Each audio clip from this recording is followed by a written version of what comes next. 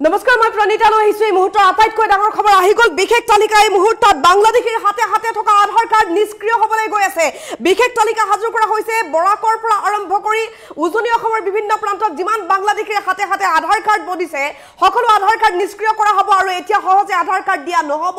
18 বছৰ ওপৰৰ ব্যক্তিয়ে আধাৰ কাৰ্ড বনাবলৈ হলে বিশেষ কিছুমান ক্ৰাইটেৰিয়াৰ মাজেৰে যাব লাগিব মুখ্যমন্ত্ৰী ডক্টৰ হিমন্ত বিশ্ব শৰ্মা কঠোৰ হৈছে এই ক্ষেত্ৰত আধাৰ কাৰ্ড বহু বাংলাদেশে বনাই লৈছে আৰু সেই বাংলাদেশৰ আধাৰ কাৰ্ড যিকোনো মুহূৰ্তত নিষ্ক্ৰিয় কৰি দিব তেওঁলোকক বিদেশী খজাবই আৰু বাংলাদেশলৈ বিতৰণ কৰা হ'বই বহু বাংলাদেশে আধাৰ কাৰ্ড বনাই লৈছিল বুলি জানিব পৰা গৈছে কিন্তু এতিয়াৰ পৰা আধাৰ কাৰ্ড যথেমথে বনাব নোৱাৰিব আধাৰ কাৰ্ড হ'ব নিষ্ক্ৰিয় কৰি দিয়া হ'ব যিসকল বাংলাদেশৰ হাতে আধাৰ কাৰ্ড আছে মুখ্যমন্ত্ৰী ডক্টৰ হিমন্ত বিশ্ব শৰ্মাই ডাঙৰ ঘোষণা কৰিছে আধাৰ কাৰ্ড এতিয়া যথেমথে বনাব নোৱাৰিব আধাৰ কাৰ্ড বনাবলৈ হলে বহু ক্ৰাইটেৰিয়া পাছ কৰিব লাগিব আৰু তাৰ পাছতহে আধাৰ কাৰ্ডখন বনাব পাৰিব প্ৰকৃত ভাৰতীয় নাগৰিক হলেও এতিয়া কঠোৰ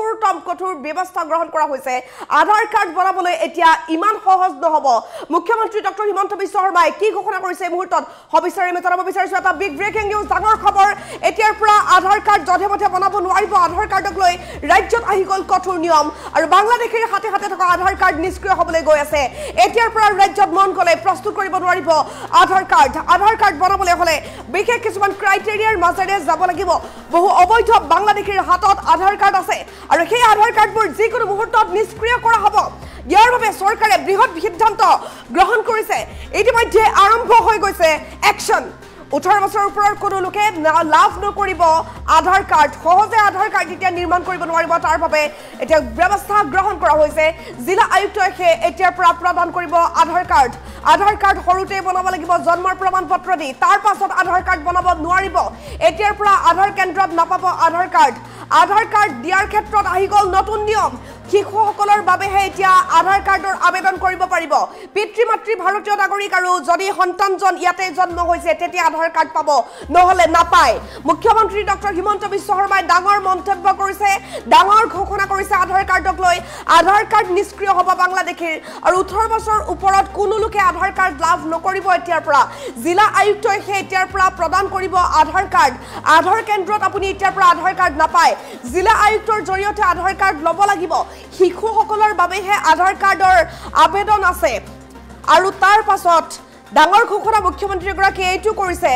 যে বহু বাংলাদেশীয়ে আধাৰ কাৰ্ড বনাই লৈছে গতিকে আধাৰ কাৰ্ড হ'ব অতি শীঘ্ৰেই নিষ্ক্ৰিয় কৰা হ'ব তাৰ বাবে ব্যৱস্থা গ্ৰহণ কৰা হ'ব এতিয়াৰ পৰা ৰাজ্যত মন গলে প্ৰস্তুত কৰিব নোৱাৰিব আধাৰ কাৰ্ড বহু অবৈধ বাংলাদেশীৰ হাতত আধাৰ কাৰ্ড আছে আৰু সেই আধাৰ কাৰ্ডবোৰ অতি শীঘ্ৰেই নিষ্ক্ৰিয় কৰা হ'ব আৰু ইয়াৰ বাবে চৰকাৰে ডাঙৰ সিদ্ধান্ত গ্ৰহণ কৰিছে এতিয়াৰ পৰা বাংলাদেশীয়ে আধাৰ কাৰ্ড উলিয়াব নোৱাৰিব 18 বছৰ ওপৰৰ কোনো লোকে লাভ নকৰিব আধাৰ কাৰ্ড ডাঙৰ মন্তব্য কৰিছে ইতিমধ্যে মুখ্যমন্ত্ৰী ডক্টৰ হিমন্ত বিশ্ব শৰ্মাই জিলা আয়ুক্তই এতিয়াৰ পৰা আধাৰ কাৰ্ড প্ৰদান কৰিব আপুনি আধাৰ কেন্দ্ৰত আধাৰ কাৰ্ড বনাবলৈ গ'লে এতিয়াৰ পৰা আৰু নাপায় আৰু 18 বছৰ যদি আপোনাৰ বয়স হৈ গ'ল তেতিয়াহ'লে আপুনি আধাৰ কাৰ্ড আৰু নাপাব সৰুতেই যিসকলে আধাৰ কাৰ্ড এপ্লাই কৰিছে তেওঁলোকেহে আধাৰ আপডেট কৰি গৈ থাকিব পাৰিব প্ৰকৃত ভাৰতীয় নাগৰিকে আধাৰ কাৰ্ড দিয়াৰ ব্যৱস্থা কৰা হৈছে নিশ্চিতভাৱে এই মুহূৰ্তৰ আটাইতকৈ ডাঙৰ খবৰ আমি জনাই আছো আধাৰ কাৰ্ড যথেমথে এতিয়াৰ পৰা দিয়া নহ'ব এতিয়াৰ পৰা ৰাজ্যত মন গ'লে প্ৰস্তুত কৰিব নোৱাৰিব আধাৰ কাৰ্ড বহু অবৈধ বাংলাদেশীৰ হাতত আধাৰ কাৰ্ড আছে আৰু সেই আধাৰ কাৰ্ডবোৰ নিষ্ক্ৰিয় কৰিব লাগিব ইয়াৰ বাবে চৰকাৰে ব্যৱস্থা গ্ৰহণ কৰিছে ইতিমধ্যে আৰু আধাৰ কাৰ্ড যথেমথে প্ৰস্তুত কৰিব নোৱাৰিব আধাৰ কাৰ্ড এতিয়াৰ পৰা বনোৱাটো সহজ নহ'ব 18 বছৰ ওপৰৰ কোনো লোকে আধাৰ কাৰ্ড লাভ নকৰিব জিলা আয়ুক্তই এতিয়াৰ পৰা প্ৰদান কৰিব আধাৰ কাৰ্ড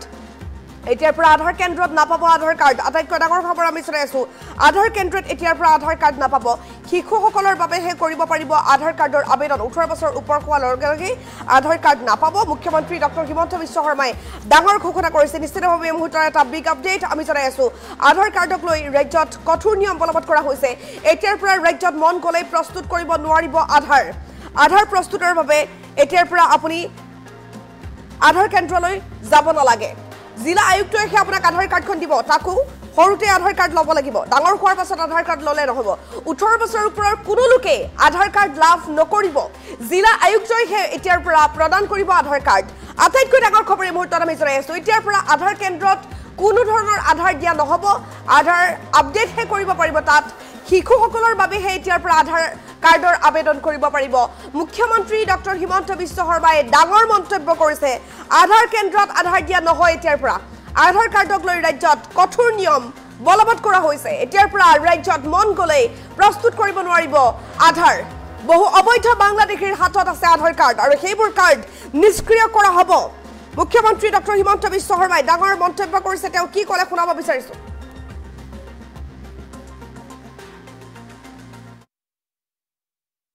অকল জিলা উপায়ুক্তহে তাক দিব পাৰিব আন কোনেও প্ৰাপ্তবয়স্কক আধাৰ দিব নোৱাৰিব ইয়াৰ ফলত বাংলাদেশৰ পৰা অহা ফ্ৰেছ মানুহে আধাৰ কাৰ্ড ল'ব নোৱাৰিব আৰু একেবাৰে আমি ৰাস্তাটোও বন্ধ কৰা নাই কোনোবা যদি জেনুইন মানুহ আছে বিশেষকৈ চাহ বাগিচা অঞ্চলত কিছু জেনুইন মানুহ এতিয়াও আধাৰ পোৱা নাই তেওঁলোকক জিলা উপায়ুক্তজনে দিব পাৰিব তাৰমানে আগতে আধাৰ কেন্দ্ৰতে পাই যায় বা এছডিসি অফিসত পায় এটা ডিসি জনে নিজে নোচোৱালৈকে আধাৰ পোৱা ৰাস্তাটো বন্ধ হৈ যাব এইটো এটা অসমত আমি নতুন বিদেশী মানুহে যাতে আধাৰ নাপায় তাৰ কাৰণে এটা ডাঙৰ ব্যৱস্থা হ'ব এটা ডিটাৰেন্ট হ'ব আৰু আজিকালি আধাৰ লবৰ কাৰণে বা এইবাৰ ভোটাৰ লিষ্টটো নাম সোমাবৰ কাৰণে জন্ম মৃত্যুৰ প্ৰমাণপত্ৰ লাগিব লাহে লাহে সেই কাৰণে আমি জন্মৰ প্ৰমাণপত্ৰ দিয়া ব্যৱস্থাকো অলপ টাইট কৰিব খুজিছো বহুদিন আগতে জন্ম লোৱা মানুহেও যে আজি মোৰ বয়স 16 বছৰ আগত ডেট এটা দি মই বেক ডেটত জন্ম পত্ৰ লওঁ বেক ডেট মানে ইলিগেলি নহয় লিগেলিয়ে লওঁ মই লিখিয়ে দিওঁ যে মোৰ 1980 চনত জন্ম হৈছিল তেতিয়া মই জন্মৰ প্ৰমাণপত্ৰ ল'ব নোৱাৰিলো এতিয়া মোক জন্মৰ প্ৰমাণপত্ৰ দিয়ক তেনেকুৱা কেছ বিলাকো ডিসিৰ ওচৰলৈকে যাব এটা নাগৰিকত্ব প্ৰমাণ নহয় কিন্তু আধাৰখন দেখুৱালেতো ৰেলৰ টিকটো পায় ভোটাৰ লিষ্টতো নাম পায় এক্টৰ লিখা আৰু বাস্তৱৰ কথাটো বেলেগ আধাৰখন দেখুৱালেতো আপুনি দিল্লী মুম্বাই কলিকতা সকলোতে গৈ আপুনি ভোটাৰ লিষ্টতো নাম সোমাব পাৰে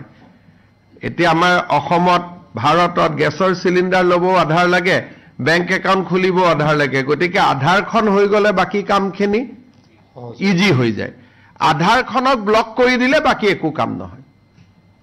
আধাৰখনটো দেশৰ নাগৰিক নহলেও পাব পাৰে যদিহে বৈধভাৱে প্ৰৱেশ কৰে যে মই পাসপোৰ্ট ভিসা দেখুৱালে 3 মাহতকৈ বেছি থাকিলে আধাৰখন মই ল'ব পাৰো কিন্তু অবৈধ প্ৰৱেশ কৰিলে নোৱাৰো গতিকে আমাৰ সমস্যাটো বৈধ প্ৰৱেশক লৈ নহয় আমাৰ সমস্যাটো হল অবৈধ প্ৰৱেশক লৈ গতিকে আমি যদি 18 বছৰৰ ওপৰৰ মানুহক যদি আধাৰ বন্ধ কৰি দিওঁ তেতিয়াহলে আৰু অসমত কোনেও সোমাই ভোটাৰ তালিকাত নাম অমুক এবিলাক কৰিব নোৱাৰে যোৱাকালিও ৰাতি আমি 20 জন বাংলাদেশীক পুশবেক কৰিছো গতিকে যেটো গতিত আমি বাংলাদেশীক পুশবেক কৰি আছো সেই ক্ষেত্ৰত আমাৰ যেটো প্ৰয়োজনীয় আইনী নিয়ন্ত্ৰণ লাগে সেই আইনী নিয়ন্ত্ৰণটো আমি এই ধৰণে আনিব খুজিছো আধাৰ কাৰ্ড দিয়াটো খুব আমি টান কৰিব খুজিছো অহা কেবিনেটত তাৰ আমি আনুষ্ঠানিক সিদ্ধান্ত লম প্ৰাপ্তবয়স্ক আধাৰ বিচাৰিলে অকল জিলা উপায়ুক্তহে তাক দিব পাৰিব